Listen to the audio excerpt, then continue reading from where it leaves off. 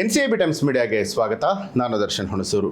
ರಾಜ್ಯ ಕಾಂಗ್ರೆಸ್ನಲ್ಲಿ ಕುರ್ಚಿ ಕಿತ್ತಾಟ ದಿನದಿಂದ ದಿನಕ್ಕೆ ಹೊಸ ತಿರುವನ್ನ ಪಡೆದುಕೊಳ್ತಾ ಇದೆ.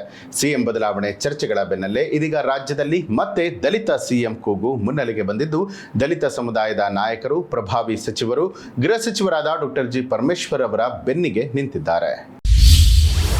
ಸಿಎಂ ಕುರ್ಚಿ ಕದನಕ್ಕೆ ಹೊಸ ಟ್ವಿಸ್ಟ್ ಕೊಟ್ಟ ದಲಿತ ಲೀಡರ್ಸ್.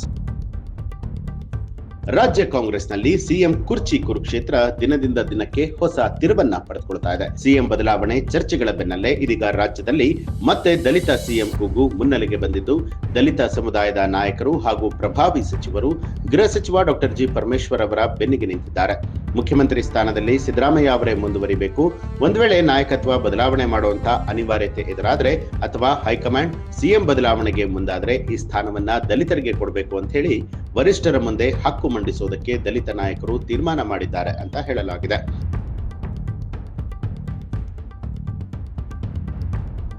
ಎಐಸಿಸಿ ಅಧ್ಯಕ್ಷರಾದ ಮಲ್ಲಿಕಾರ್ಜುನ ಖರ್ಗೆ ಅವರು ರಾಜ್ಯ ರಾಜಕಾರಣಕ್ಕೆ ಬರದೇ ಇದ್ದಲ್ಲಿ ದಲಿತ ಸಿಎಂ ಕೋಟಾದ ಅಡಿಯಲ್ಲಿ ಡಾಕ್ಟರ್ ಜಿ ಪರಮೇಶ್ವರ್ ಅವರಿಗೆ ಅಧಿಕಾರವನ್ನ ಕೊಡಬೇಕು ಅಂತ ಹೇಳಿ ದಲಿತ ಸಮುದಾಯದ ಸಚಿವರು ಹಾಗೆ ಶಾಸಕರು ಒಮ್ಮತದ ನಿರ್ಧಾರಕ್ಕೆ ಬಂದಿದ್ದಾರೆ.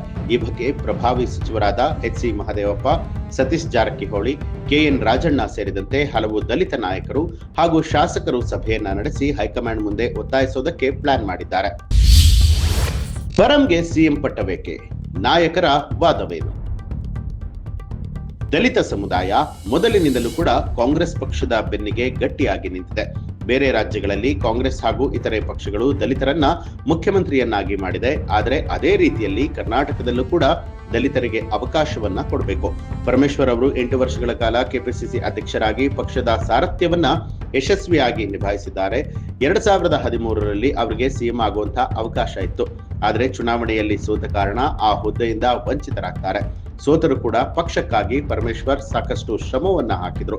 ಅವರ ಈ ಒಂದು ನಿಷ್ಠೆ ಮತ್ತು ಹಿರಿತನವನ್ನ ಪರಿಗಣಿಸಿ ಅವರಿಗೆ ಮುಖ್ಯಮಂತ್ರಿ ಸ್ಥಾನವನ್ನ ಕೊಡಬೇಕು ಅನ್ನುವಂಥದ್ದು ದಲಿತ ನಾಯಕರ ಪ್ರಮುಖ ಆಗ್ರಹ ಆಗಿದೆ.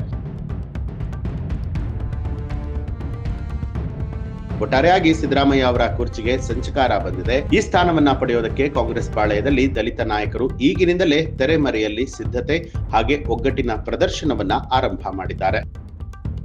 ಈ ಒಂದು ಮಾಹಿತಿಗೆ ಸಂಬಂಧಪಟ್ಟ ಹಾಗೆ ನಿಮ್ಮ ಅನಿಸಿಕೆ ಅಭಿಪ್ರಾಯಗಳನ್ನ ಕಮೆಂಟ್ ಮಾಡಿ ತಿಳಿಸಿ. ಹಾಗೆ ನೀವಿನ್ನೂ ಕೂಡ ನಮ್ಮ ಚಾನಲ್ ಅನ್ನ ಸಬ್ಸ್ಕ್ರೈಬ್ ಮಾಡಿಲ್ಲ ಅನ್ನುವಂಥದ್ದಾದ್ರೆ ಈಗಲೇ ಸಬ್ಸ್ಕ್ರೈಬ್ ಮಾಡಿ, ಬೆಲ್ ಐಕಾನ್ ಒತ್ತಿ.